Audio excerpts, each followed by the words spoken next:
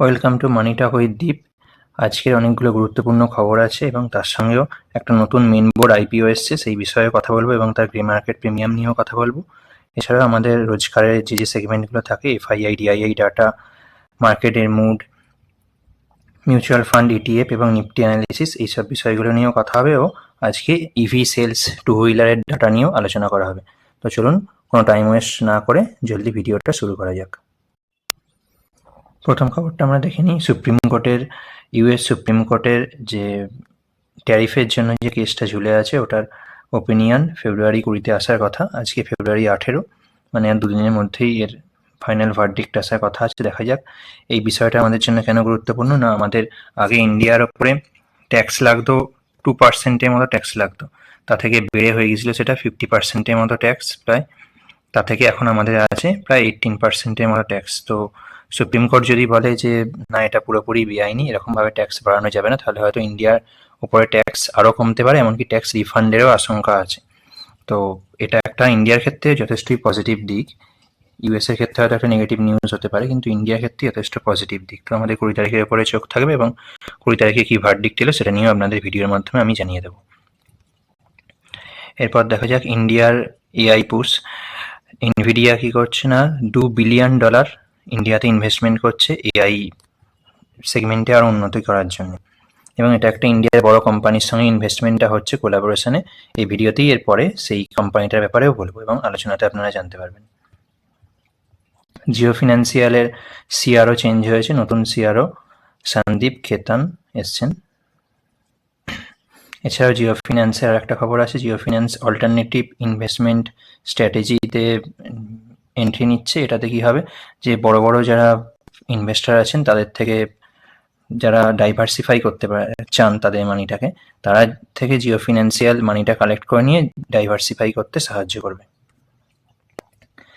RVNL এর ক্ষেত্রে একটা পজিটিভ নিউজ আছে। আরভিএনএল 1201 কোটি টাকার নতুন অর্ডার পেয়েছে, যেটা রেলের ব্রিজ বানাবে গঙ্গা বারাণসীতে। হিন্দুস্তান ইউনিলিভার 2000 crore নতুন ইনভেস্টমেন্ট করবেন। কিসের ওপরে না, বিউটি অ্যান্ড হেলথ কেয়ার যে প্রোডাক্টগুলো আছে এবং ওয়েলবিং যে প্রোডাক্টগুলো আছে সেগুলোতে। এর ওপরে মেনলি সাপোর্ট পাবে যেসব ব্র্যান্ড, কী ব্র্যান্ড, যেগুলো আমরা জানি অনেক ব্র্যান্ডই তো হিন্দুস্তান ইউনিলিভারের আন্ডারে আছে। তো এর মধ্যে স্পেশালি যেগুলো বিউটি অ্যান্ড ওয়েলবিং সেগমেন্টে এগুলো আছে, যেমন ক্লিনিক প্লাস আছে, ট্রেসিমি আছে, ল্যাকমি আছে, ভেসলিন আছে। এইসব প্রোডাক্টগুলোর ওপরে মেনলি ইনভেস্টমেন্টটা করা হবে। কত না, 2000 কোটি টাকার ইনভেস্টমেন্ট করা হবে। এটা যথেষ্টই একটা বড় অ্যামাউন্ট এবং এটা এইচইউএল এর পক্ষে একটা যথেষ্টই বড় পজিটিভ নিউজ। এছাড়াও ওই যে আগে বলছিলাম যে এনভিডিয়া একটা এআই এর জন্য ইনভেস্টমেন্ট করছে ইন্ডিয়াতে, সেটা কার সঙ্গে করছে না, ল্যানসেন অ্যান্ড টুব্রো যে কোম্পানি আছে, এলএনটির সঙ্গে কোলাবোরেশনে ইনভেস্টমেন্টটা হচ্ছে আমাদের ইন্ডিয়ান এআই সেগমেন্টের ওপরে। এটার জন্য ল্যানসেন অ্যান্ড টুব্রো যে কোম্পানির শেয়ারটাকে আমাদের নজরে রাখতে হবে। এই কোম্পানির ক্ষেত্রে একটা যথেষ্ট একটা পজিটিভ নিউজ।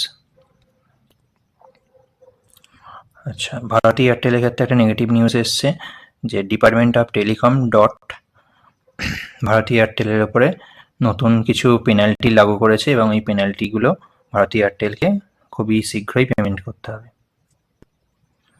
আচ্ছা, এবারে আমরা দেখে নেব যে ইভি টু হুইলার সেগমেন্টের ডাটা এসে গেছে জানুয়ারি।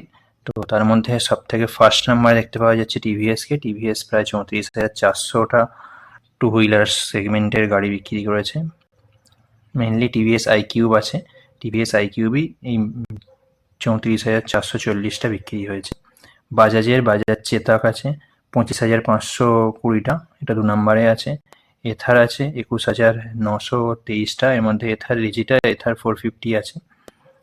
হিরোর ভিদা 13,274টা। ওলা ইলেকট্রিক আস্তে আস্তে ডাউনফলের দিকেই যাচ্ছে, বর্তমানে প্রায় 6%-এর মতো মার্কেট শেয়ার আছে। আগের দিনই ওলা শেয়ারটা সম্বন্ধে আলোচনা করার সময় বলেছি, 7,512টা গাড়ি বিক্রি করে 5 নম্বরে আছে। তারপরে আছে গ্রিভাস ইলেকট্রিক, 5,335টা গাড়ি বিক্রি করেছে। এরপর আছে রিভার মোবিলিটি, 2,574টা গাড়ি বিক্রি করতে পেরেছে টু হুইলার সেগমেন্টে। এরপর আছে বিগাস, 2,475টা গাড়ি বিক্রি করতে পেরেছে। এরপরে স্প্রিন্টও 2,033টা গাড়ি বিক্রি করে 9 নম্বরে আছে এবং 10। আচ্ছা, একটা নতুন মেন বোর্ড আইপিও এসছে, গর্ডিয়াম আইভিএফ আইপিও। এটা মোটামুটি 15% এখন গ্রে মার্কেট প্রিমিয়ামে দেখাচ্ছে। এই আইপিওটা এখনো ওপেন হয়নি, ওপেন হবে। এই আইপিওটা নিয়ে ডিটেল আলোচনা আমাদের চ্যানেলের পরেই আসবে।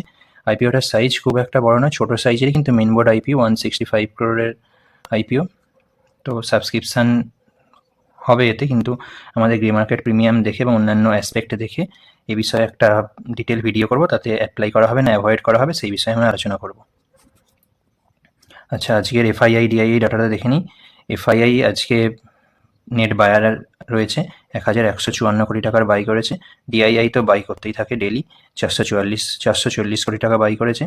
তো এফআইআই ছোট ছোট বাইং করছিল, মাঝখানে একদিন প্রায় 7,000 সামথিং একটা কোটি টাকার সেলিং করে দিয়েছিল, যার জন্য মার্কেটে কিছু ডাউনফল দেখা গিয়েছিল।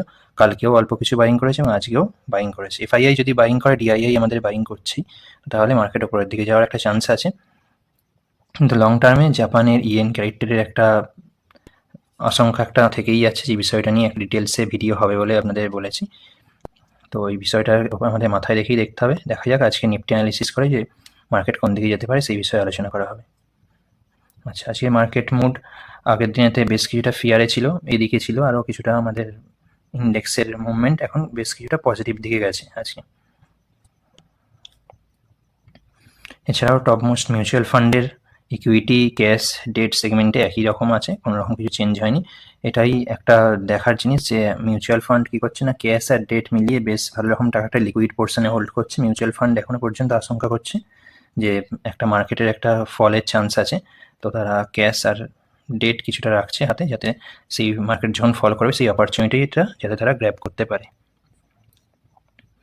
আচ্ছা, যারা ইটিএফ ইনভেস্টিং করেন তাদের জন্য বলে দিই, 20 ডিএমএ থেকে প্রায় 10%-এর কাছাকাছি নিচে আছে অ্যাক্সিসের আইটি ইটিএফ, অ্যাক্সিসের টেকনিক্যাল যেটা ইটিএফ আছে, অ্যাক্সিস টেক ইটিএফ এবং আইটি ইটিএফ এবং এসবিআই ইটিএফ। এসবিআই এর যে আইটি ইটিএফ আছে সেটা প্রায় 10%-এর কাছাকাছি ডাউন যাচ্ছে।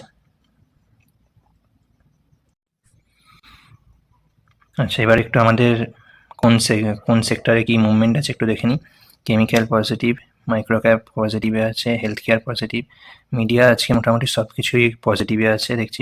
প্রাইভেট ব্যাংক পজিটিভে আছে, oil gas positive, infra positive, IT একটু নেগেটিভে আছে সম্ভবত, ডিফেন্স পজিটিভে আছে, এনার্জি পজিটিভে আছে, রিয়েলিটি পজিটিভ, এফএমসিজি পজিটিভে আছে, পিএসইউ ব্যাংক, ফার্মা পজিটিভে আছে, অটো পজিটিভে আছে, হ্যাঁ আইটি 1.23% নেগেটিভে আছে। আচ্ছা, ক্রুড অয়েল $69.67 চলছে, ইথেরিয়াম এখনও $2,000 নিচেই চলছে, বিটকয়েন 67,000-এ চলছে, কিছুটা নেগেটিভই আছে বিটকয়েন এবং ইথেরিয়াম। গোল্ড $5,000-এই চলছে, প্লাস মাইনাস হচ্ছে, $5,000 আশপাশেই কদিন ধরেই দেখা যাচ্ছে। এবং চায়না মার্কেট অল্প পজিটিভে আছে, যে জাপান মার্কেট 1.17% পজিটিভে ক্লোজিং দিয়েছে। ন্যাসড্যাক পজিটিভে আছে, ডাও জোন্স পজিটিভে আছে। ন্যাসড্যাক পজিটিভে আছে কারণ এখানেতে এআই এর যথেষ্ট পরিমাণে একটা ক্যাপেক্স চলছে ন্যাসড্যাকে, যেটাতে একটা পজিটিভ মুভমেন্ট দেখা দিয়ে যাচ্ছে। আর ন্যাসড্যাক যেহেতু পজিটিভে আছে, তো ডাও জোন্সকেও পজিটিভে নিয়ে গেছে। দেখা যাক ইন্ডিয়া ভিক্স ভোলাটিলিটি ইন্ডেক্স আমাদের 13 চলছিল, 13 চলতে চলতে কিছুটা ডাউনে এসছে, 12-এ এসছে, মানে মার্কেট আস্তে আস্তে স্টেবিলাইজেশনের দিকে যাচ্ছে। নিফটি স্মল ক্যাপে অল্প পজিটিভ আছে, মিড ক্যাপেও 0.55-এর মতো পজিটিভ আছে, ব্যাঙ্ক নিফটিও অল্প পজিটিভে আছে, নিফটিও ওই 0.37%, খুবই সামান্য পজিটিভে আছে। এবং গিফট নিফটিও দেখা যাচ্ছে 137 পয়েন্ট পজিটিভে আছে, 0.53%। এবারে দেখে নেওয়া যাক আমাদের নিফটি অ্যানালিসিস করে মার্কেট কোন দিকে ট্রেন্ড নিচ্ছে। আচ্ছা, আমরা এখানেতে মার্ক করেছিলাম 25,750-এর উপরে গেলে একটা আপ মুভের র্যালি দিতে পারে, জাস্ট তার উপরে ক্লোজিং দিয়েছে 25,819-এ। এখান থেকে হয়তো একটা ওপরের দিকেতে মুভ যাবে, কিন্তু এই যে মুভটা আমার তো কিছুটা পার্সোনালি কিছুটা আর্টিফিশিয়াল র্যালি লাগছে। তো এই র্যালিটাতে অতটা বিশেষ ওপরের দিকে লং পজিশনে না যাওয়াই ভালো। এটা যতদূর মনে হচ্ছে আবার এই 25,750 থেকে 350 রেঞ্জের মধ্যেই আসবে। আর আমাদের সবসময় মাথায় রাখতে হবে যে জাপানে ইয়েন ক্যারেক্টারের একটা আশঙ্কা আমাদের মাথার উপরে রয়েই গেছে, যেটা এপ্রিল মাসে হয়তো জাপান কিছুটা পরিমাণে রেট হাইক করতে পারে। যার জন্য কি হবে না, আরও বিদেশি মার্কেট থেকে আমাদের ভারতীয় মার্কেট, আমেরিকান মার্কেট, এইসব মার্কেট যেখানে জাপান থেকে ইয়েন নিয়ে গিয়ে ইনভেস্টমেন্ট করা হয়েছে, সেগুলো হয়তো সেখান থেকে লিকুইডেট করে আবার জাপানের মার্কেটে ব্যাক নিয়ে আসতে পারে। তো এটা হয়তো এখান থেকে কিছুটা আপমুভ যাবে, আবার হয়তো এই জায়গাতে আসবে। যতক্ষণ না 26,350-এর উপরে যাচ্ছে ততক্ষণ পর্যন্ত আমরা ফ্রেশ র্যালি কিছু দেখতে পাবো না। এর উপরে গেলে তবেই আমরা ফ্রেশ র্যালি দেখতে পাবো। তো বর্তমানে আমরা এখন পর্যন্ত আমাদের স্ট্যান্ড ওয়েট অ্যান্ড ওয়াচই রাখছি। তো আজকের ভিডিওটা এই পর্যন্তই। যদি আপনাদের ভালো লাগে কমেন্টে জানাবেন, খারাপ লাগলেও কমেন্টে জানাবেন। আপনার মূল্যবান সময় দিয়ে দেখার জন্য আপনাকে অনেক অনেক ধন্যবাদ। এবং আপনার যদি কোনো ব্যাপারে বা কোনো বিষয়ে নিউজ থাকে আপনার কাছে, সেটাও অবশ্যই কমেন্টে জানাবেন। ধন্যবাদ।